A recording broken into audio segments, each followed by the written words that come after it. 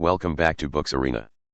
Today, we're diving into a powerful and transformative book, Ego is the Enemy by Ryan Holiday. What if I told you that the biggest obstacle standing between you and your success isn't external, it's your own ego? Ego can cloud judgment, create conflicts, and keep us stuck in cycles of pride and frustration. But here's the good news. Ego is the Enemy reveals how mastering your ego is the key to unlocking true growth, humility, and lasting achievement. This book isn't just about avoiding arrogance or pride. It's about understanding the many faces of ego, from ambition to success to failure, and learning how to keep it in check at every stage of your journey. Whether you're chasing big goals, facing setbacks, or striving to become your best self, this book offers timeless wisdom on how to stay humble, resilient, and focused. So, if you're ready to discover how ego might be holding you back and how to overcome it, this summary is for you. Let's explore Ego is the Enemy and learn how to conquer the biggest battle we face, the one within ourselves. Part 1. What is ego and why it's dangerous? To understand why ego is the enemy, we first need to define what ego really is and why it can be so destructive. At its core, ego is the unhealthy belief in our own importance. It's the voice inside us that says, "I'm better than others," or "I deserve special treatment." It's the urge to seek validation, attention, and power, often at the expense of truth and growth. But ego is tricky. It rarely appears as arrogance outright. Instead, it hides behind good intentions, ambition, or confidence. It masquerades as pride, or even as a desire to succeed. Ryan Holiday explains that ego distorts our perception of reality. It convinces us that we know more than we do, that we are entitled to success, or that failure means the world is against us. This distorted self-view leads to poor decisions, damaged relationships, and missed opportunities. History is full of examples where ego caused downfall. Leaders blinded by their own importance ignored advice, made reckless choices, or alienated their allies. In our personal lives, ego can manifest as stubbornness, defensiveness, or a refusal to admit mistakes. It creates blind spots, areas where we cannot see our faults or learn from criticism. The danger of ego is that it makes us prisoners of ourselves. It traps us in a cycle where we defend our image instead of seeking truth, protect our pride instead of pursuing growth, and prioritize validation over contribution. Ryan Holiday points out that ego is often the root cause of failure, conflict, and unhappiness. It undermines our ability to build real skills and meaningful connections. On the other hand, mastering ego is essential for success and fulfillment. The book challenges us to cultivate humility not as weakness but as a strength. Humility allows us to stay teachable, embrace learning, and remain open to new ideas. It means focusing on the work, the process, and the bigger purpose rather than the ego-driven desire for recognition. Ryan Holiday also warns that ego is not something you conquer once. It's a constant battle. Ego will always try to creep back in during moments of ambition, success, or failure. Recognizing ego's influence is the first step to overcoming it. This awareness helps us pause, reflect, and choose actions that serve growth rather than pride. Ultimately, Ego is the Enemy asks a simple but profound question. Are you letting ego run your life, or are you mastering it to become the best version of yourself? Part 2. Ego in the Aspire stage. The journey to mastering ego begins early during the Aspire stage, when you're hungry, ambitious, and learning. Ryan Holiday shows us how ego can sneak in during this crucial phase, often in disguise. When you're just starting out, ego might appear as impatience, wanting recognition before you've earned it. It can show up as arrogance, believing you know enough or are entitled to success without putting in the hard work. This form of ego can block learning, because it makes you resistant to feedback or unwilling to admit you don't have all the answers. Holiday shares stories of many young talents who stumbled because they let ego inflate their self-image. Instead of focusing on mastering their craft, they chased fame, status, or praise. But ego at this stage isn't always obvious.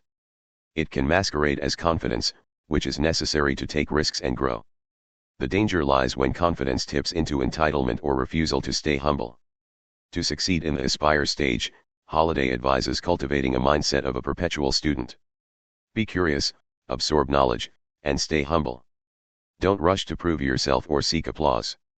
Instead, focus on the work, the skills, the discipline, and the learning process. He reminds us that mastery requires patience. Trying to shortcut the journey by leaning on ego will only lead to failure or burnout. Holiday also warns against comparing yourself to others, which can fuel ego-driven envy or pride. Instead, channel energy into your own growth.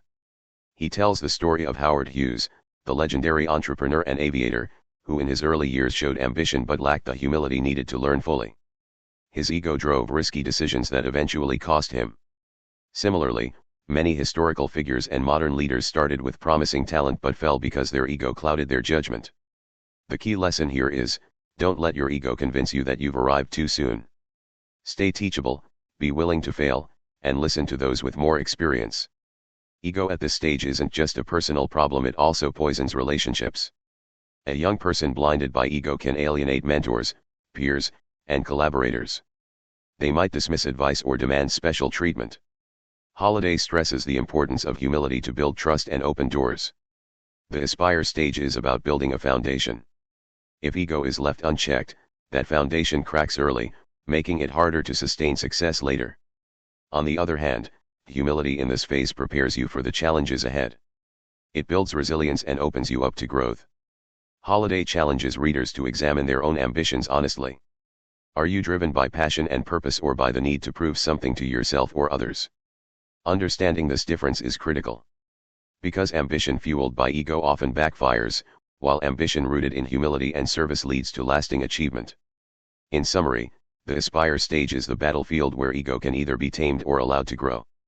It requires self-awareness, patience, and a commitment to continuous learning. Mastering ego here sets the stage for real success, not just superficial wins. Part 3, Ego in the Success Stage. Reaching success can feel like the finish line, but for many, it's actually the beginning of a new battle, managing ego in the success stage. Ryan Holiday shows that ego often swells in response to achievement, and this can become a dangerous trap. When you taste success, whether it's a promotion, fame, or a big win, ego tends to whisper, "You're the best," or "You deserve this." This mindset breeds complacency, entitlement, and a refusal to keep growing. Success can make you forget where you started, the hard work it took, and the lessons learned. Holiday highlights numerous examples of people whose egos ballooned with success and led to their downfall. They stopped listening to feedback, took reckless risks, or alienated key allies. Famous athletes, business leaders, and artists have all suffered from this trap. Instead of doubling down on humility and learning, they let pride take over. Holiday points out that ego is like a parasite on success. It feeds on praise and adulation, convincing you to focus on image over substance. This can cause you to prioritize short-term glory rather than long-term impact. One key problem is the illusion of permanence. Success feels like validation that you've made it, but life is unpredictable, and ego blinds you to future risks. Holiday urges us to remember that success is fragile, and resting on laurels invites failure. To stay grounded in success, Holiday recommends practicing continuous humility, remembering that success is often due to factors beyond just you, like mentors, luck, or timing. Keeping a student mindset even at the top, always seeking to learn and improve. Focusing on the process rather than the outcome, valuing effort and growth over trophies or status. Surrounding yourself with honest people who will challenge your ego and hold you accountable. Holiday also warns about the dangers of entitlement, the belief that success means you deserve special treatment or that rules don't apply to you. Entitlement alienates colleagues and blinds you to weaknesses. It's a silent killer of careers and relationships. Another ego trap in success is the fear of failure. Ego convinces you to protect your image, avoid risks, and only play it safe. This fear stifles innovation and growth. Holiday encourages embracing failure as a learning tool, but this requires ego to be in check. The success stage can be a lonely place if ego takes control. People may flatter you or avoid honest conversations, leaving you blind to real problems. Holiday stresses cultivating genuine relationships based on trust and humility to avoid this isolation. In his examples, leaders who mastered ego in success stayed curious, generous, and connected. They understood that their achievements were not the end but a responsibility. They kept their feet on the ground and eyes on the next challenge. In summary, ego in the success stage is a test of character. It's the battle between pride and humility, complacency and growth. Mastering ego here means remembering your roots, staying hungry to learn, and leading with integrity. It's not about denying success but about carrying it with grace. Holiday's message is clear: the greater your success, the bigger the ego challenge. But overcoming ego in success sets the stage for sustainable achievement and true fulfillment. Part 4, Ego in the Failure Stage. If ego can be dangerous during ambition and success, It's even more toxic during failure. In this stage, ego becomes a wall blocking growth, hiding truth, and making the pain of defeat even worse. Ryan Holiday shows that ego doesn't just inflate when we win. It also lashes out when we lose. When things fall apart, whether it's losing a job, a failed project, or public criticism, ego rushes to protect us. It whispers, "It wasn't your fault," or "They don't understand your greatness." But this protective instinct becomes dangerous. Instead of learning from mistakes, ego convinces us to play the victim or blame others. It feeds denial, resentment, and bitterness. Holiday reminds us that failure is not the enemy, ego is. Because failure is a natural part of life. It's how we grow. But ego turns failure into something shameful, unbearable, or even identity-crushing. Some people, when they fail, spiral into depression, anger, or vengeance, not because of the failure itself, but because ego can't accept the reality. Holiday says, "It's not failure that breaks us, it's the shame our ego forces us to feel about failure." He shares stories of once successful people who let ego fuel their downfall even further. Instead of reflecting, they tried to cover up, double down, or prove themselves right and lost even more. But others, who embraced humility during failure, used it as a turning point. They examined what went wrong, accepted their flaws, and began rebuilding from a stronger foundation.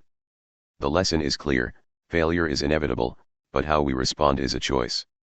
Ego wants to protect us from discomfort, but growth lives in discomfort. Holiday encourages us to ask difficult questions during failure. What part did I play in this? What can I learn? What must I do differently? These questions aren't easy. They bruise the ego. But they unlock the wisdom needed for real change. Another trap during failure is comparison. Ego might say, "Look at everyone else, they're succeeding while I'm falling behind." But this thinking is toxic. Holiday warns us not to judge our progress by others' highlights. Everyone faces setbacks. The key is to focus inward on self-improvement, not self-pity. Holiday also emphasizes resilience, the ability to bounce back stronger, not bitter. And resilience is impossible if ego dominates the mind. To be resilient, we must accept reality without flinching. We must own our mistakes without ego getting defensive. And we must detach our identity from outcomes. One of the most powerful tools during failure is Stoicism, the ancient philosophy of staying calm, grounded, and rational in the face of adversity. Holiday draws heavily on Stoic wisdom throughout the book. He reminds us, we don't control what happens.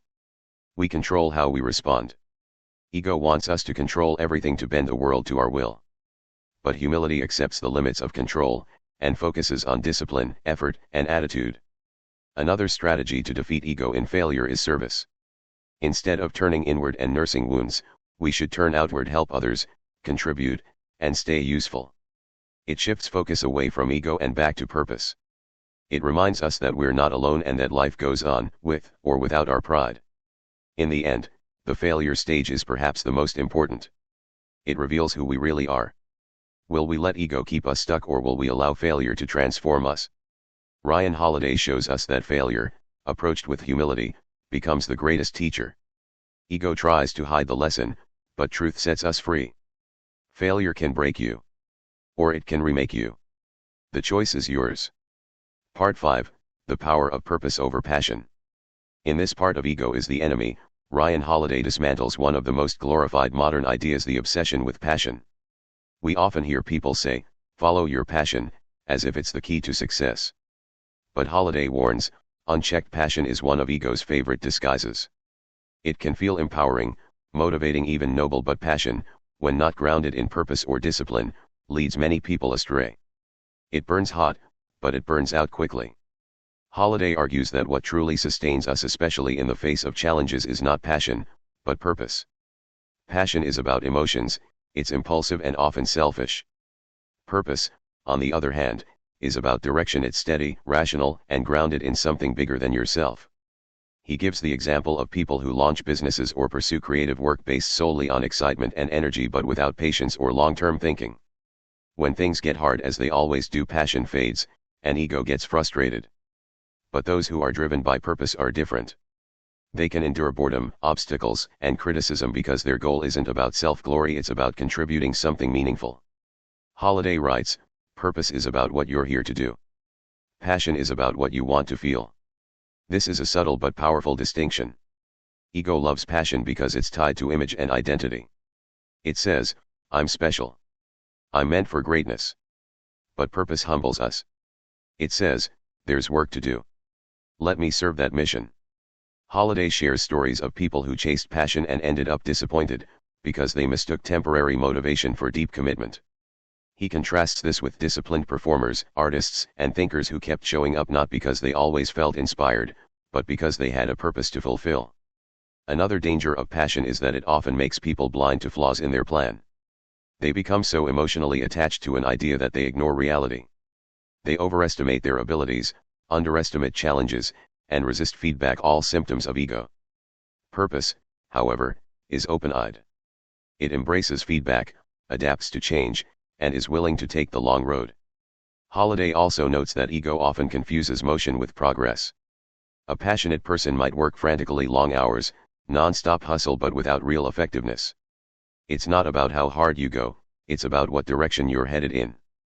Purpose provides that direction. Holiday urges us to take a hard look at our motivations. Are we chasing passion because it makes us feel important? Are we addicted to praise, recognition, or the drama of the grind?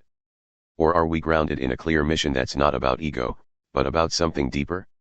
He explains that true greatness is often quiet. It doesn't shout, look at me. It simply gets to work. The most effective leaders, creators, and professionals operate from a deep internal compass. They don't need to be hyped up, and they don't collapse when things get tough. They are committed not because they're passionate in the moment but because they are aligned with their purpose. Holiday also emphasizes the importance of discipline over emotion. Ego loves highs and hates lows. It rides the emotional roller coaster and makes decisions based on temporary feelings. Purpose, by contrast, thrives on consistency. You show up even when you don't feel like it. You persist even when things aren't going your way. This steady, humble approach beats fiery passion every time. He reminds us that many of history's greatest achievements weren't made by the loudest or most passionate people. They were made by those who quietly, patiently, and relentlessly followed their purpose. So what's the takeaway? Don't let ego wrap itself in the attractive language of passion. Ask yourself, what am I really trying to accomplish? Who am I serving, myself, or something bigger? Am I chasing a feeling, or following a mission? When we align our actions with purpose instead of ego-driven passion, we become calmer, more focused, and far more resilient. Passion fades. Purpose endures. In a world that glorifies the loud and the proud, Ryan Holiday reminds us to take the quieter, more powerful path. Choose purpose. Part 6, Becoming a Student Always. One of the most powerful antidotes to ego, according to Ryan Holiday, is adopting the mindset of a lifelong student. This idea may sound simple, even obvious, but its implications are profound, especially in a world where ego constantly tempts us to pretend we already know everything. In this part of Ego is the Enemy, Holiday challenges us to step down from the pedestal ego builds and instead embrace the humility of always being a learner, no matter how experienced, talented, or successful we become. Ego whispers, you've made it.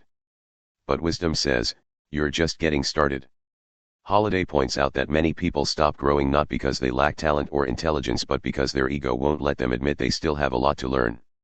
The ego resists mentorship, rejects feedback, and is threatened by those who know more. Why? Because to the ego, not knowing feels like weakness. But in reality, the willingness to learn is strength. Holiday offers numerous examples of great thinkers, leaders, and creators who remained curious and humble throughout their lives. They weren't afraid to say I don't know. They didn't act like they were the smartest in the room even when they were. Take someone like Socrates, the ancient Greek philosopher. His greatest strength wasn't how much he claimed to know, it was that he admitted how much he didn't know. This mindset kept him asking questions, refining ideas, and ultimately shaping the foundation of Western philosophy. Holiday reminds us that staying a student doesn't mean you lack confidence, it means you have the clarity to know that knowledge is infinite, and growth is never finished. Compare this to ego-driven individuals who believe they've graduated from learning. They stop reading. They stop listening. They assume they have all the answers. And as a result, they slowly become irrelevant, outdated, and ineffective. Another powerful point Holiday makes is that ego makes us fragile. If your identity is built on being the expert or the smartest, then any new information that challenges that image becomes a threat. That's why people with big egos often react defensively to criticism or correction, because their pride depends on always being right. But when you adopt a student mindset, you free yourself from that burden. Being wrong isn't a personal attack, it's just another opportunity to learn. Holiday urges us to seek mentorship, to actively surround ourselves with people who know more than we do, and who are willing to teach us. Too often, ego tells us we don't need help. That asking questions makes us look weak. But the truth is, all high achievers had someone who showed them the way. Michael Jordan had a coach. Steve Jobs had mentors. Even Einstein built on the ideas of scientists before him. Ego wants us to be the lone genius. The student mindset knows that no one succeeds alone. Holiday also warns against surrounding ourselves with yes people, those who feed our ego and always agree with us. These people may feel good to be around, but they don't challenge us. They don't help us grow. A real student seeks people who tell the truth, who hold up a mirror, and who push them to get better. In addition, Holiday highlights the value of deliberate practice. Being a student isn't just about being curious, it's about consistently working to improve your craft. That means showing up every day, doing the unglamorous work, and being open to correction. Ego avoids this, it wants shortcuts, praise, and instant results. But real mastery comes through repetition, humility, and effort. Another key element of the student mindset is patience. Ego wants to race to the top to get recognized fast. But a student is focused on learning deeply, not looking good quickly. Holiday shares the idea of playing the long game. That means focusing not on applause today, but on building excellence that lasts. In today's social media-driven world, this is more important than ever. Ego wants followers, likes, and applause. The student wants knowledge, experience, and progress. Ryan Holiday challenges us to be okay with being unknown, with being the apprentice, with putting in the work quietly. Because over time, students surpass the ego-driven performers who burn out chasing glory. So what's the takeaway? No matter how successful you become, stay a student. Be curious. Be humble. Be teachable. Ask questions. Read widely. Listen more than you speak. Recognize that the more you know, the more you realize how much you don't know. In a world full of people trying to act like they have it all figured out, the lifelong learner becomes truly powerful. Ego thinks it already knows. The student is always becoming. Part 7, Silence, Stillness, and the Death of Ego. As Ego is the enemy comes to a close, Ryan Holiday invites us to reflect on a powerful truth: ego doesn't die in a dramatic battle. It fades quietly, in moments of silence, humility, and stillness. In this final section, Holiday explores how the most powerful people, the ones who make real, lasting impact, are often the quietest. They don't chase attention. They don't constantly talk about themselves. They don't need validation from the crowd. Because they've learned that true strength is calm, grounded, and inwardly directed. Ego thrives on noise. It needs to announce itself constantly, to show off, to compare, to react. But the antidote to this noise is stillness, the practice of calming the inner storm. Holiday urges us to cultivate silence, not just the absence of sound, but the absence of distraction and ego-driven thoughts. In a world that rewards loudness, being still becomes a form of rebellion. A form of power. He explains that many great leaders, thinkers, and creators made their most important decisions not in chaos, but in solitude. Take Abraham Lincoln, for example. During the height of the Civil War, with the fate of the nation resting on his shoulders, Lincoln would retreat to quiet walks and reading. He resisted impulsive action. He found clarity not in ego-fueled urgency, but in reflection. Or Winston Churchill, who famously painted in silence to escape the mental noise of war and politics. Or Bill Belichick, one of the most successful coaches in NFL history, who avoids interviews and stays far from the spotlight, allowing results to speak for themselves. These individuals teach us that ego loves attention, but excellence thrives in stillness. Holiday points out that ego makes us reactive. It pulls us into arguments. It takes everything personally. It constantly scans for insults, slights, and comparisons. Stillness helps us zoom out. It helps us pause, respond instead of react, and see the bigger picture. He writes, "It's not about thinking less of yourself. It's about thinking of yourself less." And silence helps us do that. Ego creates chaos. It makes us addicted to doing, to chasing, to proving, to winning. But what if the most productive thing we could do is pause? Holiday encourages us to seek space between stimulus and response. To train ourselves not to react immediately, but to sit with discomfort, to observe, and then to act with intention. In a digital world filled with endless alerts, opinions, and comparisons, this is radical. Silence is where growth happens. It's where we check in with our true selves beneath the performance, beneath the image, beneath the ego. Holiday also brings up the importance of detachment. Ego is always trying to attach itself to identity. I am this job title. I am this achievement. I am this follower count. But what happens when we lose those things? The ego crumbles. We feel lost. Stillness teaches us to let go. We are not our achievements. We are not our reputation. We are not even our failures. We are the awareness behind all of it, the calm observer who keeps growing, regardless of circumstance. This insight is deeply freeing. It allows us to move through life with less fear and more courage.